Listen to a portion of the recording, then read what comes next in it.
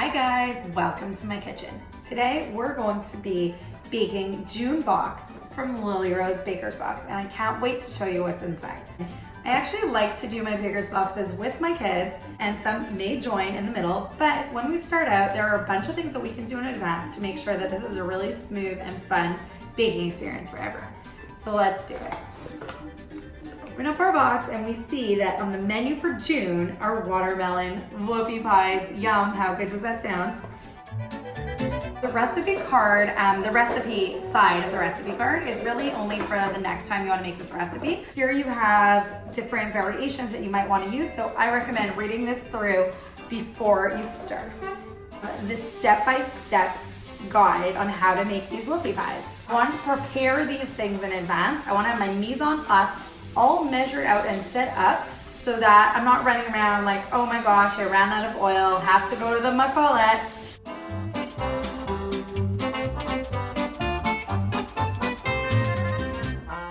Okay guys, I got everything I need. What I would like to do is to take everything out of the box.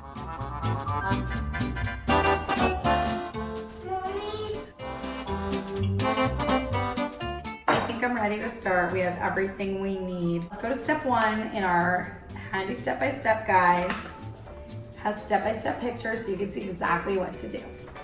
Step one says preheat the oven. So let's do that.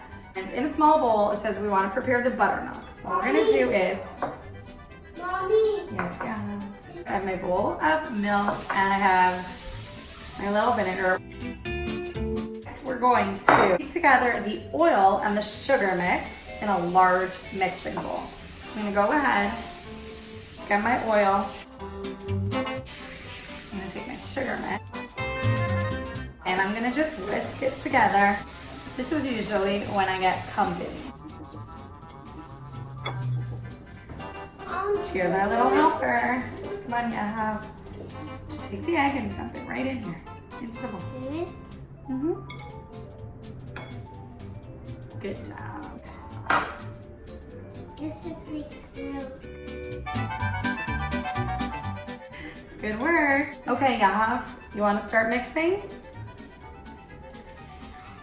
You do it. You can hold on to the bowl. Good. Good job. Gradually add in the flour mix, mixing until incorporated. Okay? Oh, cool. Now mix. Good.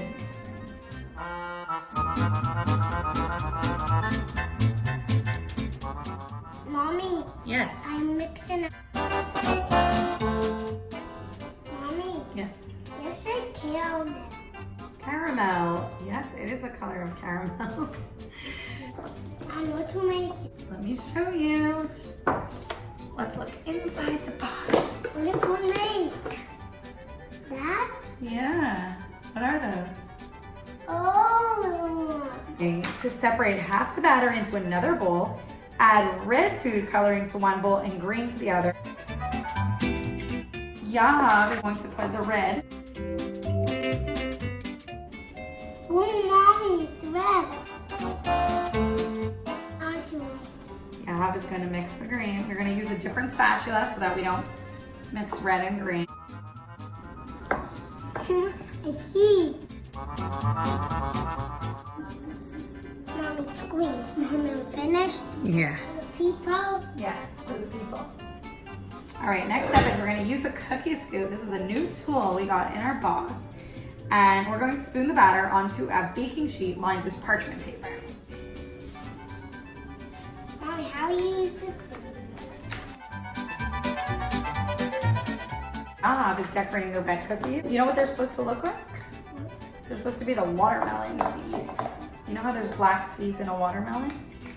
Let's get these in the oven. Okay, these are going right in the oven. If your batter is a little loose and you're having trouble scooping with the cookie scoop, don't worry, just take your bowls, stick them in the fridge for about half an hour, and the dough will firm up and it'll be perfect for scooping. Okay, the cookies are out of the oven and they smell so good.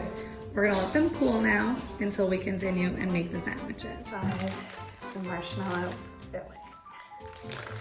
Just gonna be putting our marshmallows directly into our piping bag.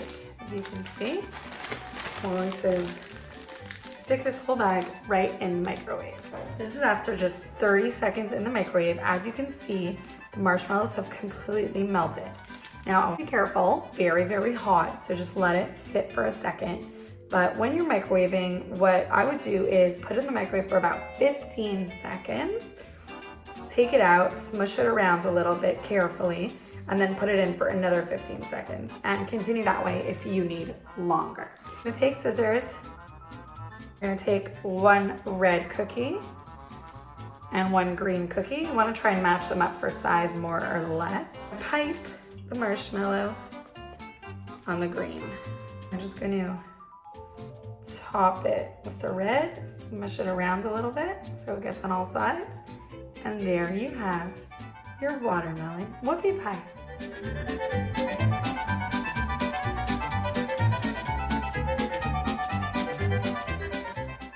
As you can see, we got some pretty thin cookies because we didn't really want to wait for our batter to harden. You don't have to stick it in the fridge, but if you do, you're gonna get a thicker whoopie pie cookie. Either way, it's delicious.